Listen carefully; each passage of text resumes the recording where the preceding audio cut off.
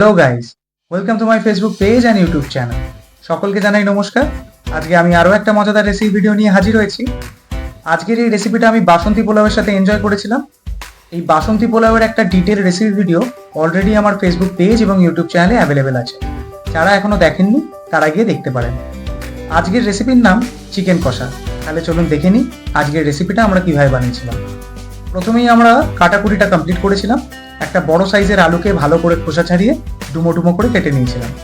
এরপর এক এক করে টমেটো, পেঁয়াজ এবং কাঁচা লঙ্কাগুলোকে ছোট ছোট করে কেটে নিয়েছিলাম, কারণ এই টমেটো, পেঁয়াজ আর কাঁচা লঙ্কা মিক্সিতে ভালো করে পেস্ট করে একটা গ্রেভি বানিয়ে নিয়েছিলাম। আজকের রান্নার বেসিক গ্রেভিটা এই তিনটে উপকরণ দিয়ে তৈরি করেছিলাম। একটা লেবুও ব্যবহার করেছিলাম। আমি লেবুটাকে অর্ধেক করে কেটে নিয়েছিলাম, দিয়ে লেবুর রসটা এই রান্নায় দিয়েছিলাম। আমি 3 থেকে 4টে মতো কাঁচা লঙ্কা ব্যবহার করেছি। আপনারা যে পরিমাণ ঝাল খেতে পছন্দ করেন সেই পরিমাণ কাঁচা লঙ্কা ব্যবহার করতে পারেন। আলু দিয়েছিলাম একটা, পেঁয়াজ ব্যবহার করেছিলাম 1.5 খানা মতো।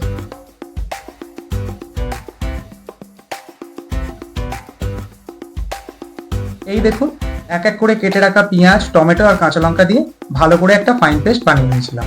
এখানে বলে রাখি, অনেকেই আমার ভিডিওটি দেখছেন, পছন্দও করছেন। সকলকে রিকোয়েস্ট করব আমার কমেন্ট বক্সে আপনাদের মূল্যবান মতামতগুলি জানিয়ে যাওয়ার জন্য। তাহলে পরবর্তী ভিডিওতে আমি আপনাদের কমেন্টগুলি পড়ে সকলকে শোনাবো। আমাদের আগের ভিডিওতে কমেন্ট করেছেন এনাক্ষী বসাক, আপনাকে অসংখ্য ধন্যবাদ আমাদের পাশে থাকার জন্য। পেস্টটা বানানো হয়ে গেলে অন্যদিকে আমরা একটা ননস্টিক প্যান নিয়ে নিয়েছিলাম। প্যানটাকে ভালো করে গরম হতে দিয়েছিলাম। প্যানটা গরম হয়ে গেলে তাতে দিয়ে দিয়েছিলাম বেশ খানিকটা পরিমাণে সরষের তেল। তেলটা ভালো করে গরম হয়ে গেলে আমরা তাতে ভেজে নিয়েছিলাম আমাদের কেটে রাখা আলুগুলো। আলুগুলোকে ভালো করে নেড়ে চেড়ে গোল্ডেন ব্রাউন কালার হওয়া পর্যন্ত ফ্রাই করে নিয়েছিলাম। গ্রেভিতে যাওয়ার আগে আলুগুলো প্রায় 60% মতো এখানেই কুক হয়ে গেছিল। যাই হোক, আলুগুলো ফ্রাই করা হয়ে গেলে গোটা গরম মশলা আমরা এই তেলেতেই ফ্রাই করে নিয়েছিলাম। দারচিনি, লবঙ্গ, এলাচ, শুকনো লঙ্কা এবং তেজপাতা। কিছুটা ভাজা ভাজা হয়ে আসলে আমরা মিক্সিতে যে পেস্টটা বানিয়েছিলাম সেটা দিয়ে দিয়েছিলাম এই তেলেতে। কিছুটা কুক হয়ে এলে তাতে দিয়ে দিয়েছিলাম এক এক করে মশলাগুলো, নুন, লঙ্কা গুঁড়ো, হলুদ গুঁড়ো। মশলাগুলো দেওয়া হয়ে গেলে আদা রসুনের পেস্ট দিয়ে দিয়েছিলাম।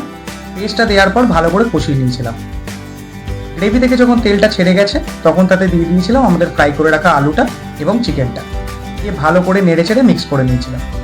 ভালো করে মিক্স করা হয়ে গেলে বেশ খানিকটা পরিমাণে জল দিয়ে দিয়েছিলাম যাতে চিকেনগুলো ভালো করে সেদ্ধ হয়ে যায়। তারপর অল্প আঁচে চাপা দিয়ে ভালো করে মাংসটাকে কুক করে নিয়েছিলাম।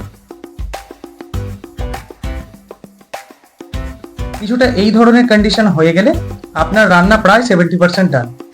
এরপর শুধু মিট মশলা দিয়েছিলাম, দিয়ে ভালো করে মিক্স করে নিয়েছিলাম। তারপর কিছুটা জল দিয়ে দুটো কাঁচা লঙ্কাকে চিড়ে দিয়ে দিয়েছিলাম।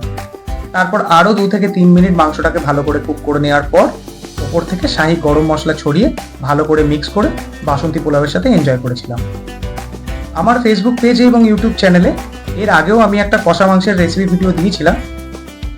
আমি আজকে আবারও একবার দিলাম। এটা একটু অন্য পদ্ধতিতে বানিয়েছি।